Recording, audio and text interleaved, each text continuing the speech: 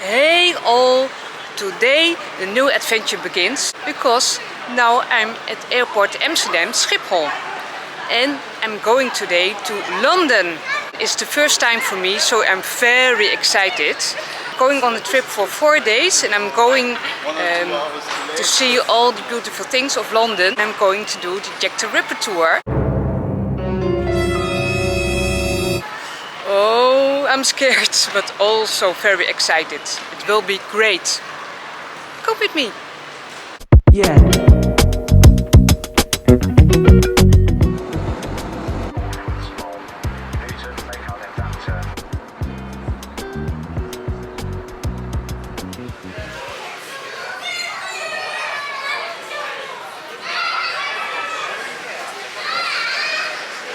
So we landed in London, London Luton, and now we are waiting for a taxi. And he's late.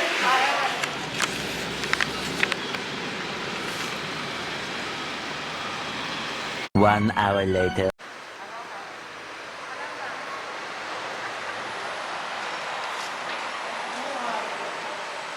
Saté, kipsaté. Patat. Patat in 2 soorten. Kippenpootje of zo. Ja. En dat andere kan niet zien. Weet ik ook niet. Kipkleufjes in ieder geval. Kipsaté inderdaad. Leuk hoor.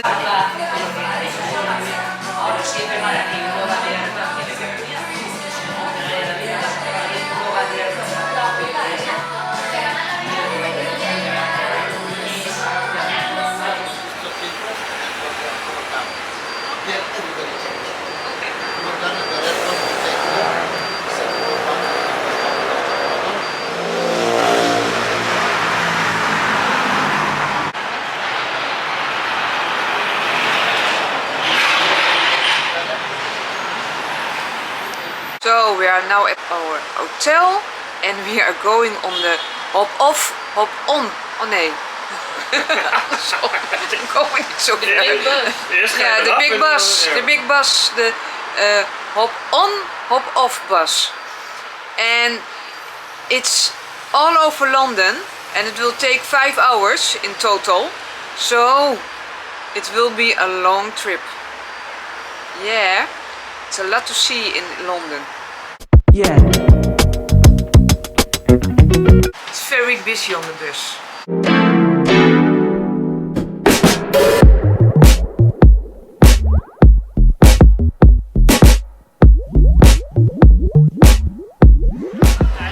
This is the famous London Eye.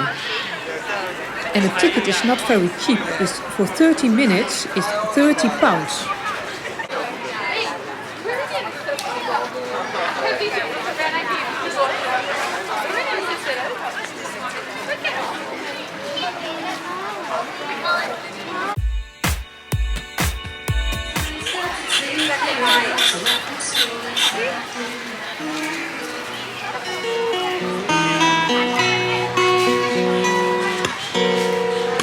You got a fast car, so we go cruising, entertain ourselves. Still ain't got a job. I work in the market as a checkout girl, and I know that things will get better.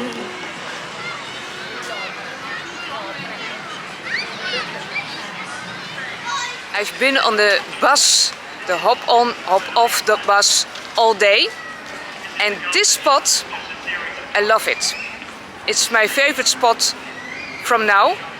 It's my first day in London, so I didn't see all, of course. But I love this spot. It's so friendly and happy. There are so many people here and so many different people. It gives me a great feeling of London. And yeah, this beautiful space at the Thames and the Big Ben. Look at this. Wow, it's just beautiful.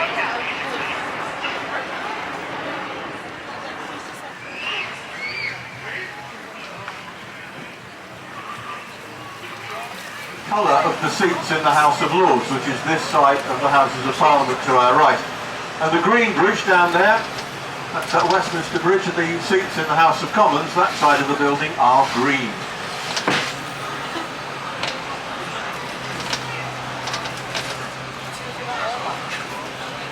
The River Thames is, of course, why London exists. When the Romans came to this country in the 1st century AD, they came up the Thames estuary in their boats, and the city of London, as it now is, was the first place they found that they were able to build a bridge. And that's why London exists.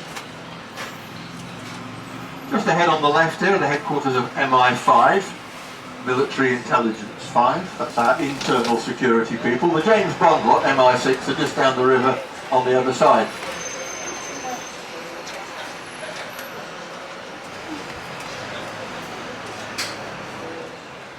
The jury was all 311 members of Parliament at the time, and when it came to the vote, did they vote the King guilty of treason and therefore will be executed, or is he not guilty?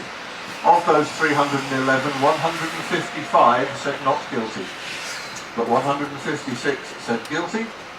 Executed he was.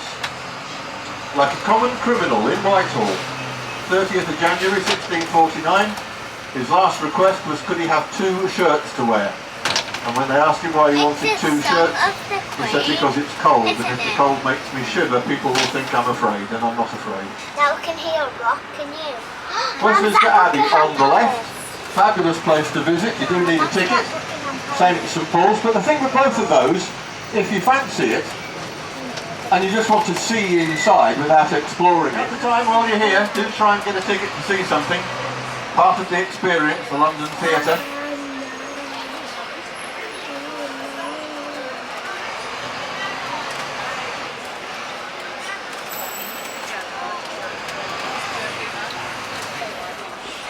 Shaftesbury Avenue up to our left. And people hanging about by Eros on our right.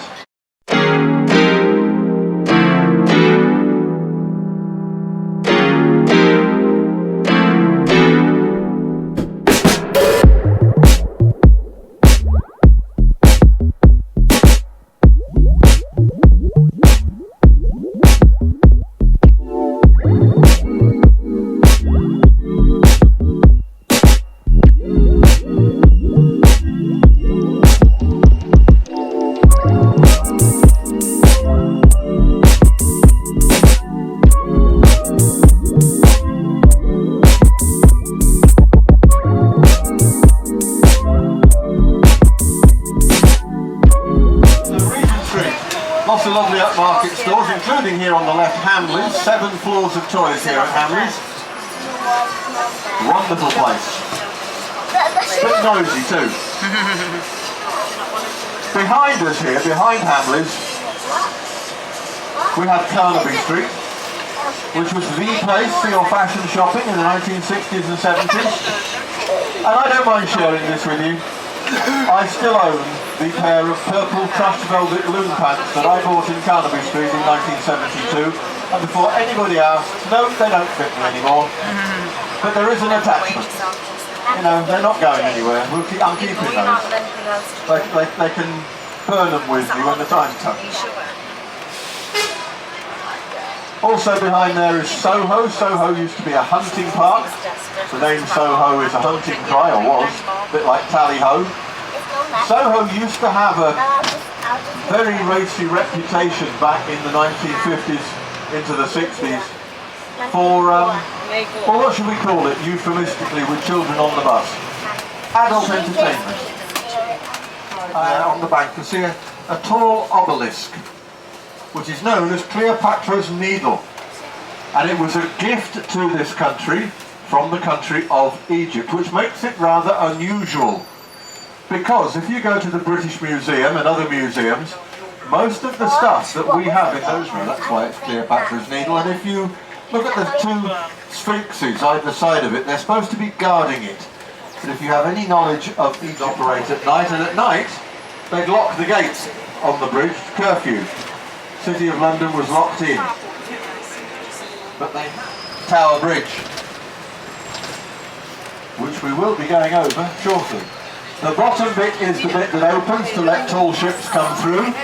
Still happens about 800 times a year. I have a sneaky feeling that there are a couple later this evening as well. The tall ship in the foreground, she is HMS Belfast. She's a floating Navy museum. She's a battle cruiser.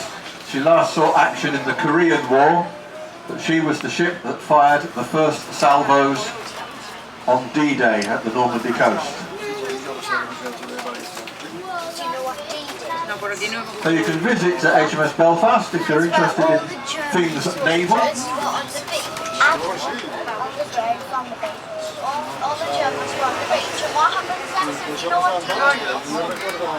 And that concrete spike I talked about is just ahead of us on the left. Engineering, but it shows how the thing was constructed and various mechanisms that have been used over the years to open and close it.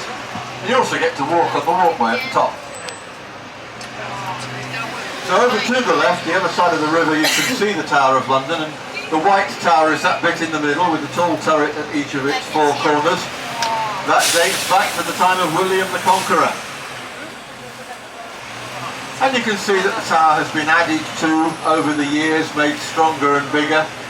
It's been a royal residence, it's been a prison, it's been the Royal Observatory, it's been the Royal Mint where they manufactured the money.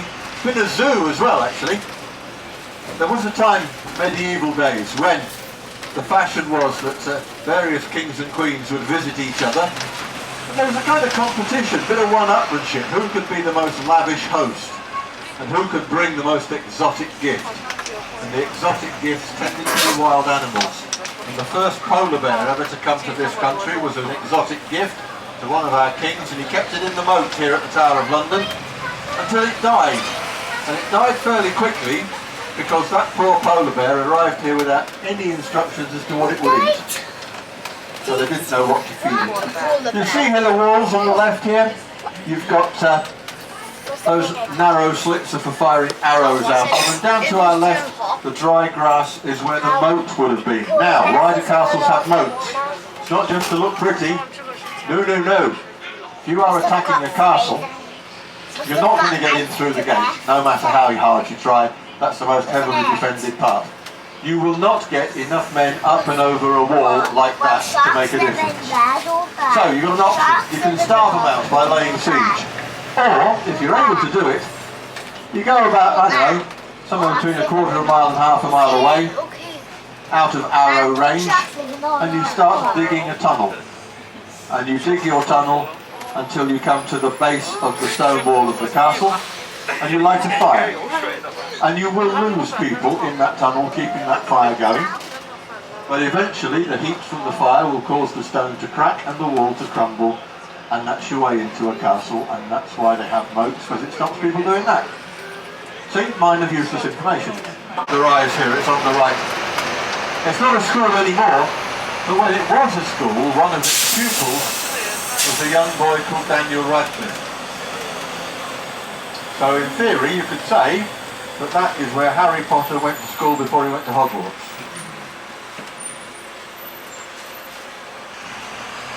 So the River Thames was at one point a much wider and very shallow river. And it was so shallow it would freeze over in the winter. People would skate on it, have parties on it. But don't bear in mind that all the houses up to your right here were made of wood. They were very basic houses. They had no plumbing. People used a chamber pot. And when you're done using your chamber pot, you emptied it into the street outside your house. Or if you weren't getting on with the neighbours, outside their house. And all of that nasty stuff was either by gravity or by the rain washed down to the river where it stayed. And London suffered what was known as the Great Stink. Parliament took action. They hired a civil engineer called Joseph Bazalgette, and he reclaimed all of this land that we're driving along now.